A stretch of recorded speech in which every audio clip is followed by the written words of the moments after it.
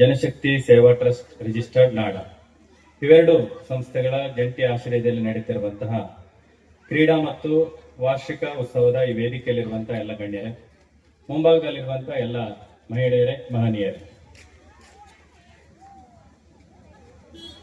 ಭಾರತ ಪ್ರಜಾಸತ್ತಾತ್ಮಕ ಯುವಜನ ಫೆಡರೇಷನ್ ಅನ್ನುವಂಥದ್ದು ನಾವು ಗುರುತಿಸಿಕೊಳ್ಳುವಂತದ್ದು ಒಂದು ಎಡಪಂಥೀಯ ಸಂಘಟನೆ ಅಂತ ಹೇಳಿ.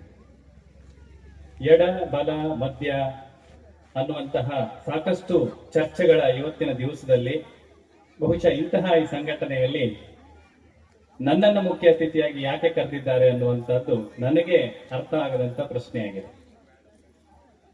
ಯಾಕೆ ಅಂತ ಹೇಳಿದ್ರೆ,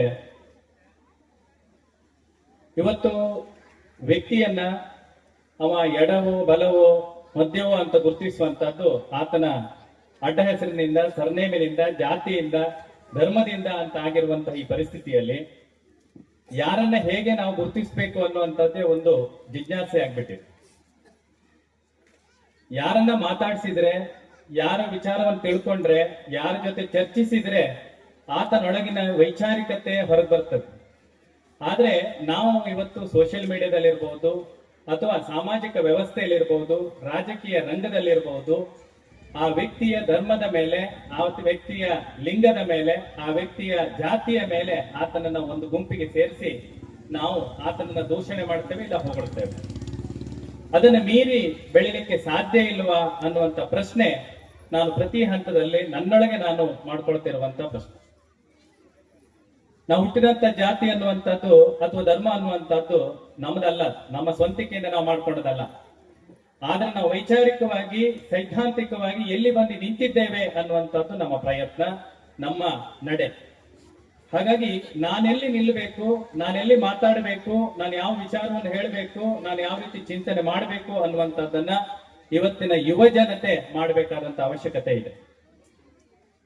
ಯಾಕಂತ ಹೇಳಿದ್ರೆ, ಅಜ್ಜನಟ್ಟ ಆಲದ ಮರ ಅಂತ ಹೇಳಿ ಅಥವಾ ಹಿಂದಿನಿಂದ ಪರಂಪರಾಗತವಾಗಿ ಬಂದದ್ದು ಅಂತ ಹೇಳಿ ಅದನ್ನ ಯಾವುದೇ ಜಿಜ್ಞಾಸೆಗೆ ಅಥವಾ ಚಿಂತನೆಗೆ ಒಳಪಡಿಸದೆ ನಮ್ಮಷ್ಟಕ್ಕೆ ನಾವು ನಂಬಿಕೊಂಡು ಹೋಗುವಂತದ್ದು ಇದೆಯಲ್ಲ, ಇದು ದೇಶದ ಪ್ರಗತಿಪರ ಧೋರಣೆ ಆಗುವುದಿಲ್ಲ. ಆ ದೇಶದ ಅಭಿವೃದ್ಧಿಗೆ ಅದು ಪೂರಕವಾಗಿ ನಿಲ್ಲುವುದಿಲ್ಲ.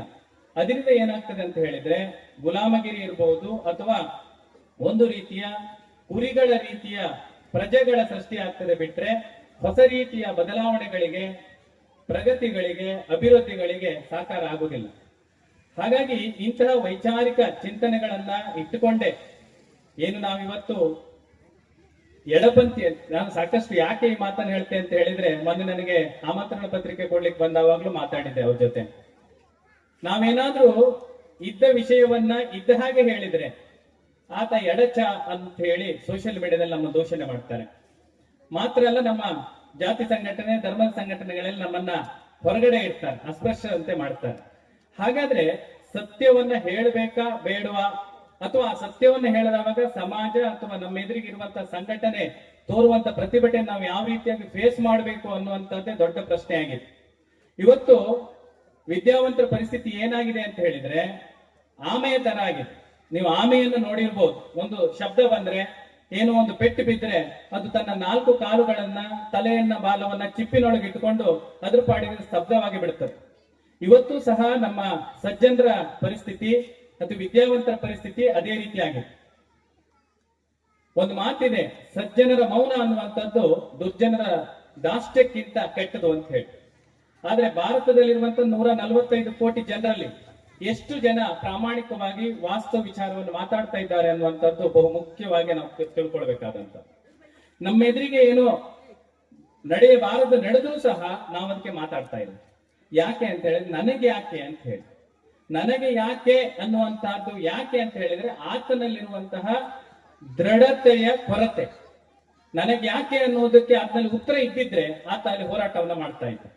ಹಾಗಾಗಿ ನಾನು ಯಾವಾಗ್ಲೂ ಹೇಳ್ತೇನೆ, ಮತಗಳನ್ನ ಜನ ಯಾರ್ಯಾರಿಗೂ ಹಾಕ್ತಾರೆ, ಆದ್ರೆ ಹೋರಾಟಕ್ಕೆ ಮಾತ್ರ ಈ ಕಮ್ಯುನಿಸ್ಟರು ಬೇಕಾಗ್ತದೆ ಇವರಿಗೆ ಅಂತ ಹೇಳಿ.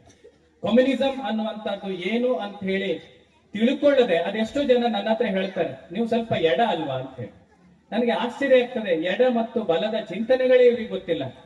ಈಗ ಕಾರ್ಲ್ ಮಾರ್ಕ್ಸ್ನ ವಿಚಾರಗಳಿರ್ಬೋದು, ಆತ ಬರೆದಂತಹ ಏನು ಕಮ್ಯುನಿಸ್ಟ್ ಬಗ್ಗೆ ವೈಚಾರಿಕತೆ ಇರುವುದು ಪುಸ್ತಕಗಳಿರ್ಬೋದು, ಆ ಕಾಲದ ಯಾವ ಕಾರಣಕ್ಕಾಗಿ ಆತ ಬರ್ದ ಅನ್ನೋದನ್ನೇ ತಿಳ್ಕೊಳ್ಳದೆ ಕೇವಲ ಧರ್ಮ, ರಾಜಕೀಯ, ಸಾಮಾಜಿಕ ವ್ಯವಸ್ಥೆ ಬಗ್ಗೆ ಮಾತ್ರ ಇದೊಂದಿದೆ, ಮತ್ತೆ ಇದೆಲ್ಲವೂ ಭಯೋತ್ಪಾದಕ ಸಂಘಟನೆಯ ರೀತಿಯಲ್ಲಿ ಈ ಸಮಾಜವನ್ನು ಹೆದರಿಸ್ತದೆ ಅನ್ನೋ ರೀತಿ ಅಥವಾ ಸಮಾಜ ಒಡಿತದೆ ಅನ್ನೋ ರೀತಿಯಲ್ಲಿ ಈ ಸಮಾಜದಲ್ಲಿ ಒಂದು ಭಾವನೆಯನ್ನ ಸೃಷ್ಟಿ ಮಾಡ್ತಾ ಇದ್ದಾರೆ.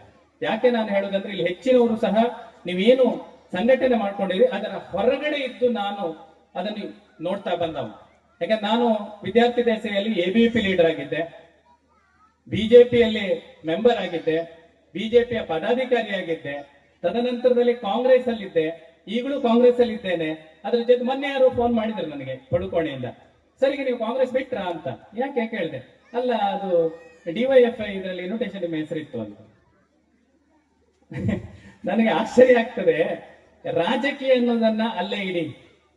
ನಾವು ಈಗ ಭಾರತದವರು ಅಮೆರಿಕಕ್ಕೆ ಹೋದವ ನಾನು ಇಂಡಿಯನ್ ಅಂತ ಹೇಳ್ಕೊಳ್ತೇನೆ, ಭಾರತದ ಬೇರೆ ರಾಜ್ಯಕ್ಕೆ ಹೋದವ ನಾನು ಕರ್ನಾಟಕದಿಂದ ಬಂದಿದ್ದೇನೆ ಅಂತ ಹೇಳ್ತೇನೆ, ಕರ್ನಾಟಕದ ಬೇರೆ ಜಿಲ್ಲೆಗೆ ಹೋದವಾಗ ನಾನು ಉಡುಪಿಯಿಂದ ಬಂದಿದೆ ಅಂತ ಹೇಳ್ಕೊಳ್ತೇನೆ, ಉಡುಪಿಗೆ ಹೋದವಾಗ ನಾ ಬೈಂದೂರಿಂದ ಬಂದಿದೆ ಅಂತ ಹೇಳ್ಕೊಳ್ತೇನೆ, ಪಡುಕೋಣೆ ಬಂದವ ನಾ ಕಂಬದಕೋಣೆಯಿಂದ ಬಂದಿದೆ ಅಂತ ಹೇಳ್ಕೊಳ್ತೇನೆ. ಅಂದ್ರೆ ಆ ಒಂದು ವ್ಯತ್ಯಾಸ, ನಾನು ಎಲ್ಲಿ ಯಾವ ರೀತಿಯಲ್ಲಿ ಇರಬೇಕು, ಯಾವ ವಿಚಾರವನ್ನು ಮಾತಾಡಬೇಕು, ಯಾವ ರೀತಿ ನಡತೆಯನ್ನು ಹೊಂದಿರಬೇಕು ಅನ್ನುವಂತ ಸ್ಪಷ್ಟತೆ ನಮ್ಗಿರ್ಬೇಕು. ಅದಿತ್ತವಾಗ ಮಾತ್ರ ಅವ ಎಲ್ಲಿ ಬೇಕಾದ್ರೂ ಸಲ್ತಾನೆ. ಧಾರ್ಮಿಕ ವಿಚಾರಗಳನ್ನ ಮಾತಾಡಿದವಾಗ, ಬಲಪಂಥೀಯ ಯೋಚನೆಗಳನ್ನ ಸ್ಪಷ್ಟವಾಗಿ ಹೇಳಿದವ ಬಿಜೆಪಿಯವರು ಭಟ್ರ ನಮ್ಮವರು ಅಂತ, ಜಾತ್ಯತೀತ ವಿಚಾರಗಳನ್ನ ಹೇಳಿದವಾಗ ಕಾಂಗ್ರೆಸ್ ಅವರು ಭಟ್ರ ನಮ್ಗಿರ್ಲಿ ಅಂತ. ಅದನ್ನ ಮೀರಿ ಅಭಿವೃದ್ಧಿಯ ಬಗ್ಗೆ ಈ ರೀತಿ ಹೋರಾಟವನ್ನ ಮಾಡಬೇಕು ಅಂದವಾಗ ಕಮ್ಯುನಿಸ್ಟರು ಬ್ರಾಹ್ಮಣ ಇವರು ಭಟ್ರು ನಮ್ಮ ಪರವಾಗಿದ್ದಾರೆ ಅಂತಾರೆ. ಅಂದ್ರೆ ಒಬ್ಬ ವ್ಯಕ್ತಿ ಎಲ್ಲರಿಗೂ ಎಲ್ಲಾ ಕಾಲದಲ್ಲೂ ಸಲ್ಲುವಂತಹ ಪ್ರಯತ್ನಗಳನ್ನ ನಾವು ಮಾಡ್ಬೇಕಾಗ್ತದೆ. ಹಾಗಿದ್ದವಾಗ ಮಾತ್ರ ನಾವು ಕಲ್ತಂತ ವಿದ್ಯೆಗೆ, ನಾವು ಮಾಡ್ತಾ ಇರುವಂತ ವೃತ್ತಿಗೆ ಒಂದು ನ್ಯಾಯವನ್ನ ಒದಗಿಸಿದಾಗ ಆಗ್ತದೆ. ಯಾಕಂದ್ರೆ ನಾನು ವೃತ್ತಿಯಲ್ಲಿ ವೈದ್ಯ, ನಾನು ನೀವು ಯಾವ ಪಕ್ಷದವರು, ನೀವು ಯಾವ ಸಂಘಟನೆಯವರು, ನೀವು ಯಾವ ಜಾತಿಯವರು ಅಂತ ಹೇಳಿ ಇಂಜೆಕ್ಷನ್ ಕೊಡಲ್ಲ, ಮಾತ್ರೆ ಏನ್ ಕೊಡಲ್ಲ, ಅಥವಾ ನೀವು ಯಾವ ರಾಷ್ಟ್ರದವರಂತೂ ಕೇಳಲ್ಲ. ಪಾಕಿಸ್ತಾನದವನೇ ಒಬ್ಬ ರೋಗಿ ಬಂದ್ರು ಸಹ ನಾನು ಔಷಧಿಯನ್ನು ಕೊಡಬೇಕಾದದ್ದು ನನ್ನ ವೃತ್ತಿ ಧರ್ಮ, ಹಾಗಾಗಿ ನಾವು ಕೊಡ್ತೇವೆ. ಈ ಒಂದು ಬದ್ಧತೆಯನ್ನ ನಾನು ಇಟ್ಕೊಳ್ಬೇಕು. ನನ್ನ ವೃತ್ತಿಯಲ್ಲೇ ನಾನು ಆ ಧರ್ಮ ಈ ಧರ್ಮ ಅಂತ ನೋಡಿದ್ರೆ ನಾನು ಅನ್ಫಿಟ್. ಹಾಗಾಗಿ ನಾನೊಬ್ಬ ವಿದ್ಯಾವಂತನಾಗಿ ಉಳಿದ ವಿದ್ಯಾವಂತ ಈ ಸಮುದಾಯಕ್ಕೆ ಕೊಡ್ತಾ ಇರುವಂತ ಕರೆ ಏನಂತ ಹೇಳಿದ್ರೆ, ಮೊದಲು ನೀವು ಸ್ವತಂತ್ರವಾಗಿ ಚಿಂತನೆಯನ್ನ ಮಾಡುವುದನ್ನು ಕಲಿಯಿರಿ. ಯಾವ ವ್ಯಕ್ತಿಯ ತಲೆಯಲ್ಲಿ ಬುದ್ಧಿ ಇರುವುದಿಲ್ವೋ, ಯಾವ ವ್ಯಕ್ತಿಯ ಕಿಸೆಯಲ್ಲಿ ಹಣ ಇರುವುದಿಲ್ವೋ, ಅವ ಶಾಶ್ವತವಾಗಿ ಗುಲಾಮನಾಗಿರ್ತಾನೆ. ನಮ್ಮ ರಾಜಕೀಯ ವ್ಯವಸ್ಥೆಯ, ರಾಜಕೀಯ ನಾಯಕರ ಇವತ್ತಿನ ಗುರಿ ಅದೇ. ಯಾವ ಯುವ ಸಮುದಾಯದ ತಲೆಯಲ್ಲಿ ಬುದ್ಧಿ ಇರಬಾರ್ದು, ಅವರ ಕಿಸೆಯಲ್ಲಿ ದುಡ್ಡು ಇರಬಾರ್ದು. ಅದಕ್ಕಾಗಿ 35ರಿಂದ 33% ತೆಗೆದ್ರು ಪಾಸ್ ಅಂತಾರೆ. ಯಾಕೆಂದ್ರೆ ದಡ್ರು ಬೇಕು ನಮ್ಗೆ. ಯಾವಾಗ್ಲೂ ನೆನ್ಪಿಟ್ಕೊಳ್ಳಿ, ದಡ್ರು ಹೆಚ್ಚಾದಷ್ಟು ನಮ್ಗೆ ಖುಷಿ. ಯಾಕಂದ್ರೆ ನಾವು ಹೇಳಿದ್ದಲ್ಲ, ನೀವು ತಲೆಯಲ್ಲಾಡಿಸಿ ಖುಷಿಯಲ್ಲಿ ಒಪ್ಕೊಂಡ್ಬಿಡ್ತೀರಿ. ಹಾಗಾಗಿ ಹೋರಾಟ ಅನ್ನುವಂಥದ್ದು ಎಲ್ಲಿ ಬರ್ತದೆ ಅಂತ ಹೇಳಿದ್ರೆ, ಚಿಂತನೆಗಳ ಮೂಲಕ ಹೋರಾಟಗಳು ಬರಬೇಕು. ಕೇವಲ ಕೈಯಲ್ಲಿ ಒಂದು ಆಯುಧ ಇದೆ ಅಂತ ಹೇಳಿ ಹೋರಾಡುವುದಲ್ಲ. ಎದುರು ಯಾರ ಜೊತೆ ಹೋರಾಡ್ತಾ ಇದ್ದೇವೆ, ಈ ಆಯುಧ ಅವಶ್ಯಕತೆ ಇದೆಯಾ ಅಥವಾ ಬೇರೆ ಆಯುಧವನ್ನು ಹೊಂದಬೇಕಾ, ಈ ಸಮಯದಲ್ಲಿ ಆಗ್ತದ ಅಥವಾ ಇನ್ನಷ್ಟು ನಾನು ಬೆಳೆದ ಮೇಲೆ ಹೋರಾಟ ಮಾಡ್ಬೇಕಾ ಅನ್ನುವಂತ ಎಲ್ಲ ವೈಚಾರಿಕತೆಯನ್ನು ಇಟ್ಟುಕೊಂಡಾಗ ಆ ಹೋರಾಟ ಒಂದು ಸರಿಯಾದ ಗುರಿ ಮುಟ್ಲಿಕ್ಕೆ ಸಾಧ್ಯ ಆಗ್ತದೆ. ಹೋರಾಟದಲ್ಲಿ ಪ್ರಮುಖವಾದ 2 ಅಂಶಗಳಿದೆ. ಒಂದು ಗುರಿ ಆದ್ರೆ ಇನ್ನೊಂದು ಪ್ರಯತ್ನ. ಗುರಿ ಅನ್ನೋದು ಭವಿಷ್ಯದ್ದಾದ್ರೆ ಪ್ರಯತ್ನ ಅನ್ನೋದು ವರ್ತಮಾನದಲ್ಲಿರ್ತದೆ. ವರ್ತಮಾನದಲ್ಲಿ ನಾವು ಎಷ್ಟು ಪ್ರಯತ್ನ ಪಡ್ತೇವೋ ಅಷ್ಟು ಬೇಗ ಗುರಿಯನ್ನು ಮುಟ್ತೇವೆ. ನಾನು ಹಿಮಾಲಯವನ್ನು ಹತ್ತಬೇಕಂತ ಹೇಳಿ ಯೋಚನೆ ಮಾಡಿ ಇಲ್ಲೇ ಕೂತ್ರೆ ಆಗೋದಿಲ್ಲ. ಹಿಮಾಲಯವನ್ನು ಹತ್ತಲಿಕ್ಕಾಗಿ ಪ್ರತಿದಿನ ನಾನು ಉತ್ತರಕ್ಕೆ ಎಷ್ಟು ಪ್ರಯಾಣವನ್ನ ಮಾಡ್ತಾ ಇದ್ದೇನೆ ಅನ್ನುವ ಆಧಾರದ ಮೇಲೆ ನನ್ನ ಗುರಿ ಮುಟ್ಟುವಂತಹ ಸಮಯ ನಿಗದಿಯಾಗ್ತದೆ. ಹಾಗಾಗಿ ಹೋರಾಟ ಅಂತ ಹೇಳಿ ನಾವಿಲ್ಲೇ ಕೂತ್ಕೊಂಡ್ರೆ ಆಗೋದಿಲ್ಲ. ಹೋರಾಟಕ್ಕೆ ಸಮಾನ ಮನಸ್ಕರ ಸಂಘಟನೆ ಬೇಕು, ಮತ್ತೆ ಹೊಸ ತಲೆಮಾರನ್ನ ಸೇರಿಸಿಕೊಳ್ಳುವ ಅವಶ್ಯಕತೆ ಇದೆ. ಮೇಡಮ್ ಹೇಳಿದ್ರು ಇಲ್ಲಿ 36 ವರ್ಷದಿಂದ ಡಿವೈಎಫ್ಐ ಇತ್ತು ಅಂತ. ಡಿವೈಎಫ್ಐ ಪ್ರಜಾಸತ್ತಾತ್ಮಕ ಯುವಜನ ಒಕ್ಕೂಟ ಬಹುಶಃ 36 ವರ್ಷದ ಹಿಂದೆ ಮಾಡಿದವರೆಲ್ಲ ಇವತ್ತು ಮುದುಕರಾಗಿದ್ದಾರೆ. ಆದ್ರೆ ಆ ಮುದುಕರನ್ನ ನಾನು ಬೇಜಾರಲ್ಲಿ ಹೇಳುದಲ್ಲ, ಅವರು ಹಿರಿಯರಾಗಿದ್ದಾರೆ. ಅವರು ನಮ್ಮ ತಲೆ ಮೇಲೆಗೆ ಜವಾಬ್ದಾರಿ ಕೊಟ್ಟಿದ್ದಾರೆ. ನಾವು ಮಧ್ಯ ಏನ್ ತಲೆಮಾರಿದೆ, ಈ ಜವಾಬ್ದಾರಿಯನ್ನ ಅತ್ಯಂತ ಯಶಸ್ವಿಯಾಗಿ ನಮ್ಮ ಮುಂದಿನ ಜನರೇಷನ್ ತಲೆಮಾರಿಗೆ ಹಸ್ತಾಂತರಿಸುವಂತಹ ಜವಾಬ್ದಾರಿ ನಮ್ಮ ಮೇಲಿದೆ.